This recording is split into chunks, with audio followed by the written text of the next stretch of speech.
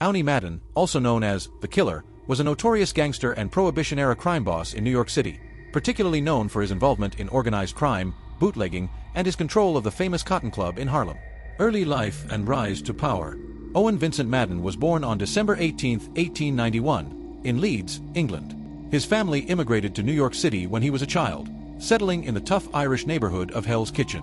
Growing up in a rough environment, Madden quickly adapted to street life and joined a gang known as the Gophers, one of the most feared groups in the city at the time. His fearlessness and violent tendencies earned him the nickname, the Killer. Madden's reputation for ruthlessness helped him rise through the ranks of New York's criminal underworld. By his late teens, he was already feared for his ability to handle rival gang members and those who crossed him. At just 18, he became the head of the Gophers, running extortion schemes, theft, and gambling operations across Hell's Kitchen. Conviction for murder. In 1912, Madden was convicted of murder for the shooting of a rival gang member, William Henshaw, who had insulted him. While his reputation as a killer had grown, so had the number of enemies looking to get revenge. In 1914, Madden himself became a target and was ambushed by 5 gunmen who shot him 11 times. However, Madden survived the attack, and in true gangster fashion, refused to name his assailants to the police. Instead, he took his revenge on the streets. Madden was convicted of the murder of Henshaw and served 9 years in Sing Sing prison. However, his imprisonment did little to diminish his influence.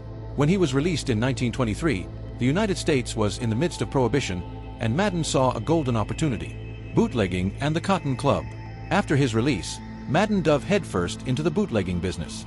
Prohibition, 1920 to 1933, made the sale and distribution of alcohol illegal, but this only drove the industry underground. Madden became one of the most powerful and successful bootleggers in New York, distributing illegal liquor to speakeasies throughout the city. His connections, both political and criminal, ensured his success. One of Madden's most significant acquisitions was the Cotton Club in Harlem, which he took over in the late 1920s. The Cotton Club became a legendary night spot, frequented by celebrities, politicians, and other members of high society. Despite being a venue for white patrons, the entertainment was primarily African American, including famous performers like Duke Ellington and Cab Calloway. Under Madden's control, the Cotton Club became a cornerstone of the Harlem Renaissance, though it was also a front for his various illegal activities. Madden's discoveries.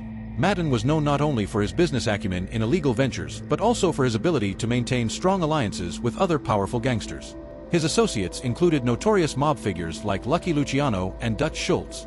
Together, they helped solidify New York City's criminal underworld, dividing territories and keeping the peace between rival factions. Madden was also a key player in the development of organized crime in the boxing world. He became a fight promoter, managing and fixing bouts to his advantage. He was closely involved with the rise of boxing champions like Primo Carnera, ensuring that his fighters were not only winning but also making Madden significant profits through betting and manipulation. Later life and final conviction.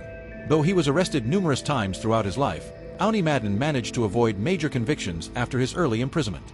By the mid-1930s, as law enforcement cracked down on organized crime, Madden realized that the life of a gangster in New York was becoming too risky. In 1935, Madden moved to Hot Springs, Arkansas, a town known for being a refuge for criminals. There, he operated hotels, nightclubs, and a casino, all while continuing his connections with the New York mob. Hot Springs was a safe haven for many gangsters, and Madden, despite living in semi-retirement, remained an influential figure in the underworld. Unlike many of his peers, Madden managed to avoid a violent death or life imprisonment. He lived quietly in Hot Springs until his death on April 24, 1965, at the age of 73. Despite his numerous arrests and brushes with the law, he never served another significant prison sentence after his release from Sing Sing. Legacy. Owney Madden is remembered as one of the most cunning and ruthless gangsters of the Prohibition era. His control over the Cotton Club helped shape the cultural landscape of Harlem in the 1920s and 1930s, while his involvement in bootlegging and organized crime left a lasting impact on New York's criminal history.